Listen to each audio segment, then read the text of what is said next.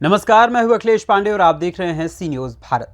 खबर महाराजगंज से है, जहां जनपद के कोल्हुई थाना क्षेत्र के भारत नेपाल सीमा पर स्थित काश्त खैरा में सीमा हैदर के भारत में प्रवेश करने के बाद भारत नेपाल सीमा को जोड़ने वाली डांडा नदी में चलाई जा रही नाव की संचालन को रोक दिया गया था। घुसपैठ को लेकर एसएसपी ने नाव संचालन रुकवा दिया था।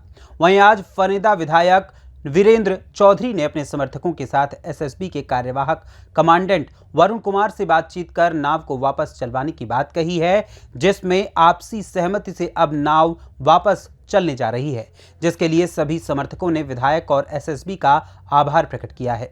इस मौके पर अधिक जानकारी देते हुए विधायक वीरेंद्र चौधरी ने सी न्यूज भारत के कैमरे पर क्या कुछ कहा, आइए आपको सुनाते हैं। किस प्रकार का यहाँ पे निरीक्षण किया गया सर? देखिए, यहाँ पे जो यहाँ के जनता की सुविधा के लिए एक नाव जो है हमेशा से चलती चली आ रही थी। पहले भी चल रही थी, कोरोना काल में बंद हुआ, फिर हमने उसे शुरू कराया था।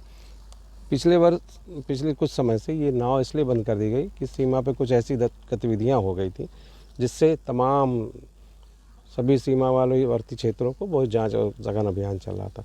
फिर हमने रिक्वेस्ट करके डीएम से परमिशन लेके अभी नाव को चलाने के लिए यहाँ के एसएसपी के जवानों से सहमति बन गई है। कल से 10 बजे से ये नाव फिर चलने लगेगी। बताया जा रहा है कि पाकिस्तान से जबकि सीमा हैदर भारत में प्रवेश की है और नेपाल के रास्ते से गए हैं, तब से ये एसएसबी द्वारा यहाँ पे पाबंद लगा दिया गया था।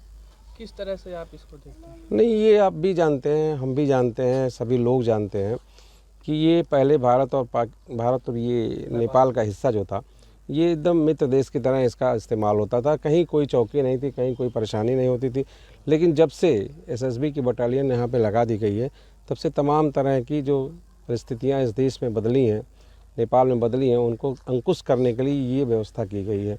ये अच्छी बात है, देश की सुरक्षा के लिए होना भी चाहिए, इस तरह की व्यवस्थाएँ होनी चाहिए जिससे देश में किसी तरह का ऐसा कोई ना होने पाए। और सीमा हैदर का जो भाई बहुत प्रचलित, बहुत ही चर्चित प्रकरण रहा है, वो आप सब जानते हैं कि इसी रास्ते से गुजरने के नाते तमाम ऐसे लोगों ने सहयोग किया हो या न किया हो, आज उस सीमा के जवानों के साथ उनके ऊपर कार्रवाई भी हुई।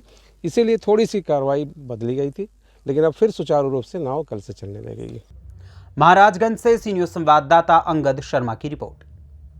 फिलहाल इस खबर में बस इतना ही। देश दुनिया की तमाम खबरों के लिए देखते रहें सी न्यूज भारत। हर खबर आपके साथ, आपके हाथ।